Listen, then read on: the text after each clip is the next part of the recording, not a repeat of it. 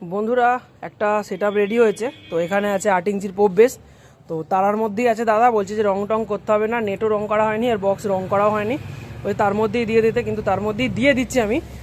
আজকে কিন্তু গিয়ে উঠবে আরামবাগের বাসে তুলে দেবো, ওখান থেকে যাবে, মানে ওখান থেকে ওদের কোনো কলিগ বা রিলেটিভ আরামবাগে কাজ করে, ওখান থেকে চলে যাবে পাঁশকুড়া, মালটা যাচ্ছে পাঁশকুড়া।